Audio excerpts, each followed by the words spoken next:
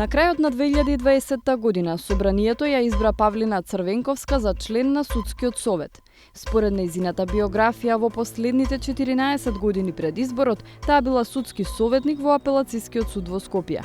Предходно била државен советник во владата од 2004 до 2006 година, раководител во одбрана, адвокатка, приправничка. Собранието според Уставот избира 5 од вкупно 13 члена на Судскиот совет кои имаат право на глас, но тие мора да бидат од редот на универзитетските професори по право, адвокатите и други истакнати правници. Набргу по изборот, Црвенковска стана и председателка на Судскиот совет, што ја натера дури и партијата која претходно го релативизираше да се повикува на експертот Рајнхард Прибе. Прибе препорача во Судскиот совет да нема политички фигури, а Павлина Црвенковска е класична политичка фигура на Зоран Заев и на Бучковски во Судскиот совет. И наместо стручност, сметам дека незиниот избор значи деградација на мнозинството на судии во Македонија. Судскиот совет одамна не бил присутен во јавноста подобро, но во изминативе 2 години многу почесто беше популарен полошо. За честија кавги пред јавноста, Павлина Црвенковска си поднесе оставка, а незината наследничка Весна Дамева беше незаконски разрешена. Но додека јавноста ги следеше највпечатливите епизоди во подолгата серија скандали, во позадина се водеше друга битка.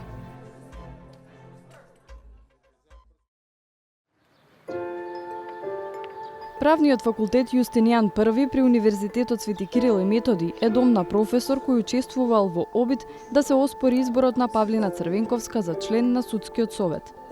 На 29 март 2022 година, Владо Мицковски од Кичево, инаку и извршител, преку адвокатката Павлина Зефиќ поднесува тужба до Управниот суд. Како еден од пријавените кандидати на огласот за избор на член на Судскиот совет, тој го спори изборот на Црвенковска. Клучно се аргументира во тужбата, иако не постои законска дефиниција што е истакнат правник, во Законот за Судски совет се упатува дека тоа подразбира кандидатот да има положен правосуден испит и при вршењето на својата професија да се истакнал во својата научна или професионална работа. Судски советник, пишува во тужбата, не одговора на ваквото поимање. Ги наведуваме аргументите дека дури според така наречените канони или правила на правното толкување, никако не може да се толкува дека судски советник може да представува истакнат правник. Има посебен принцип каде што при такви генерички формулации на крајот на одредбите мора да ги следат претходно утврдените категории кои ги наведува самиот законодавец или уставотворец. Значи имаме универзитетски професори, адвокати, меѓународни суди, поранешни суди на Уставен суд и други истакнати правници. И вие во други истакнати правници ги ставате судските советници, односно стручните соработници во судовите. Тоа апсолутно не говори, ниту ние сакаме да оспориме нечии квалитет. Прашање на искуство на правничко знаење. Апсолутно не станува збор за такво нешто. Ние знаеме дека има стручни соработници кои имаат исклучително добро познавање на правото и знаење, и се навистина квалитетни правници, но во оваа ситуација говориме за еден вид на статусно прашање, прашањето дали сте можеле вие воопшто да се истакнете како правник од позиција на стручен соработник или судски советник. Друга основа во тужбата е фактот што дури и како стручен соработник, Црвенковска е избрана од позиција во судството. Тие се дел од судскиот систем, односно дел од судовите, кои се вршители на судската власт. И на тој начин е проблематично вие нив да ги третирате како несудски членови и да ги ставате во оваа категорија. Доколку веќе е така, нели, доколку се навистина така истакнати правници, тогаш попрво би требало да ги стават во групата со судски членови, па нека ги гласаат ако сметаат дека се толку истакнати, дека така треба и нека побараат измена на законот. Но во оваа ситуација апсурдно вие некој што работи секој ден во судот, работи за судијата, вие да го третирате како односно да го избирате како несудски член во дадениот контекст. Тужителот се повикал на членот 3 од Законот за управни спорови, каде во ставот 5 пишува дека во управен спор судот одлучува и за Законитоста на конечните поединечни акти со кои се одлучува за избор, именување и разрешување на носители на јавни функции, донесени од Собранието на Република Македонија, Председателот на Република Македонија, Владата на Република Македонија, органите на државната управа, организациите утврдени со закон, другите државни органи, како и органите на единиците на локална самоуправа. Иако тужителот навел решенија во кои Вишиот управен суд во минатото прифатил да решава за вакви прашања, управниот суд ја отфрлил тужбата. Сметал дека станува збор за предмет за кој не може да се води управен спор. Судот смета дека изборот на истакнат правник кој не е од редот на судиите е дискрециона одлука на Собранието на Република Северна Македонија, која се донесува во рамките на неговите уставни овластувања. По ваквата одлука поднесена е и жалба до Вишиот управен суд, кој донел одлука на почетокот на годинава.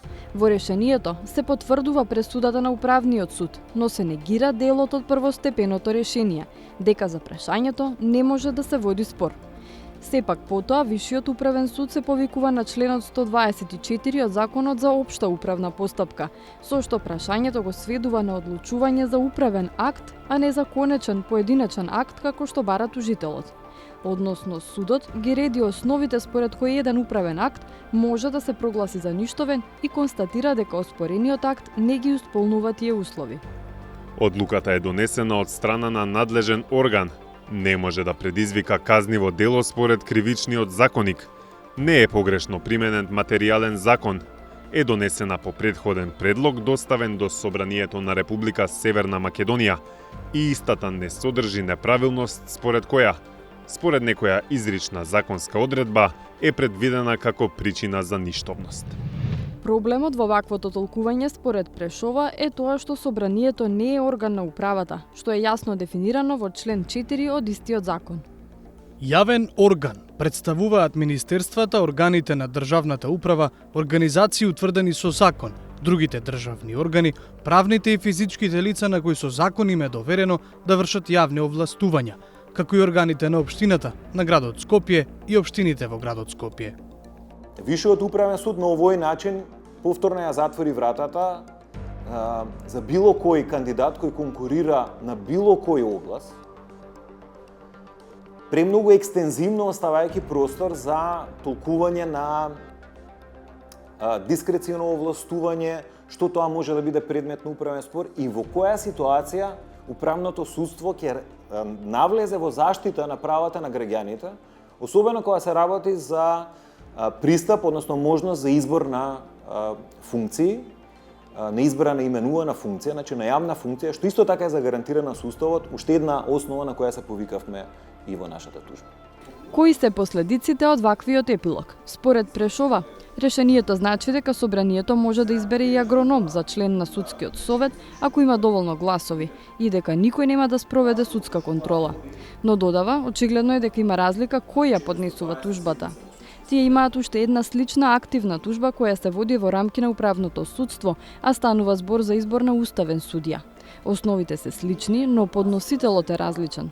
Веќе имаат инаков исход, но постапката не е до крај завршена. Уште 5 пати да се распушти судскиот совет, уште 5 пати да се смени законот за судски совет, уште 5 пати да се смени законот за управни спорови. Ако имаме вакви суди, со ваква судска култура, со ваков пристап кон правото, кон толкување на правото, апсолутно нема ништо да се смени. Таквите луѓе повторно ќе дојдат на функции во судскиот совет, на чела на судовите, повторно ќе одлучуваат, ние суштината не ја третираме, ние нудиме само некакви палиативни решенија, гасиме пожари кои од скоро време се распалени, а суштината и коренот на проблемите не го третираме. Тестот на управното судство на професорот Денис Прешова не е од вчера. И во 2019 година 360 степени извести за неговите тогашни обиди да го оспори изборот на Лидија Каначковик и Виолета Богојевска во 2013 година за членки на судскиот совет. Мнозинството во Собранието, тогаш предводено од ВМРО-ДПМН, ги избра за истакнати правници, иако беа активни судики.